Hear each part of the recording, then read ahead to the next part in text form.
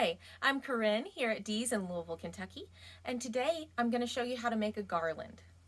So what you're going to need for this project is, of course, your garland. I've got a 9-foot garland here, and I am picking 2 stems. You don't have to put any stems in your garland. You can just do ribbon, but I'm going to show you how to put the stems in today. I'm also going to show you how to put these lights in today, and these are very easy to add in. You can add as much or as little as you want, but this will give you the basic skills so that you can make your own. The first thing you're going to want to do is fluff your garland. So I've already fluffed most of this garland, but you just want to separate each one of these little wire stems and really open them up so they look nice and full. And then you're going to use these stems to add everything into the garland, so it doesn't usually require wire or glue or anything like that. So I always put my lights in first. You want to be conscious of where your plug is going to be. So if it needs to be on the right or left, you want to think about that, especially if your garland has a front and a back. So just untwist it all the way. And it should have a length on the box, but you want to kind of lay it out in your garland to see how much you have to work with. If it's a little longer than your actual garland, you're going to kind of want to bunch it up a little bit so that you can kind of zigzag it back and forth so that it kind of looks even throughout. And then we're just going to start at one end. Make sure any plugs or anything are sticking out. The nice thing about this particular set of lights is they actually do hook in end to end, so this little plug comes off.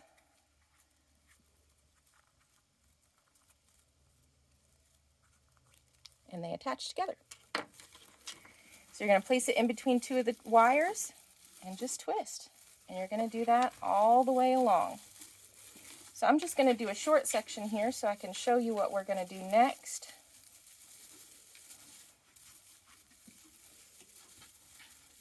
So all the way along, just grab 2 of those wires.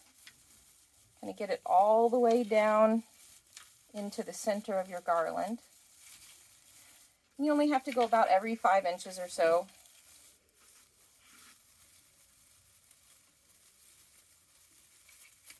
Like that. So our next step is to put our greenery in. So you can actually lay those out throughout the garland, like so, and kind of get them placed. But you always want to, of course, open up those stems. So really open those up so they look nice and full and you get the most out of that one stem, just like that.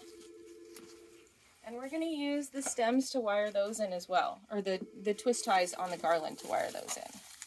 So you'll want to wire them in at least 2 places and get it nice and tight. And then just kind of mix those stems into the garland so it looks more natural. Just kind of fluff those open a little bit, like that. So I will end up doing that to the rest of the garland, but I'm going to show you, I'm going to add some berries in now too. You would do the same thing with those. You kind of want to lay them out, figure out where you want them. You can do them throughout the whole thing, or you can do just, kind of sporadically just to give you, some hints of color throughout. Again, you want to open those stems, because when they come in the box, they come in flat. And of course, cut your stem off. You can leave it a little bit so that stem doesn't unravel. And now we've got those placed, we're going to just wire those in as well.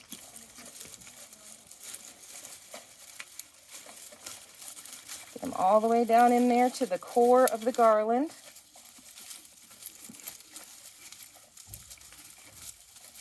And then the same as before, you kind of want to just fluff those up so that they look like they were made as part of the garland originally.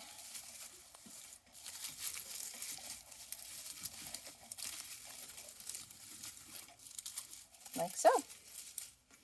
And then our last step is going to be to add the ribbon in. So you're just gonna, I usually like to pick 2 ribbons. You can pick 3 if you want to. I'm gonna do this really pretty holly print today, and a skinnier, I like to have 2 different sizes, a skinnier gold. So the easiest way to do this is to do your V-cut ends, pinch them both together at the same time. You're leaving about a 6-inch tail. It doesn't have to be perfect, 6 or 8 inches. And you're going to wire that into the garland. And then we just kind of leave a nice little loop on each one. We're going to do that same thing again. And twist that into the garland. Now the trick here is you want these to kind of crisscross. So I've got gold here on the front side and the red on the back side. I'm going to switch that for my next one.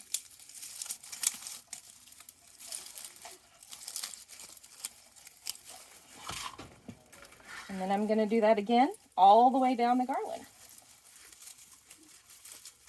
Sometimes you'll have to move some of your stems out of the way to get that ribbon in and then move them back. So just like so. And then you'll finish that for the rest of the garland. You can also add bows into it if you want to. You could add some accent pieces, and then you could put some trees on either side of it if you want to on your mantle, and it would just be a really nice extra touch for that garland or mantle. Thank you for watching this video with us today. Follow along for more, and please visit us in the store or on shopdeeslouisville.com.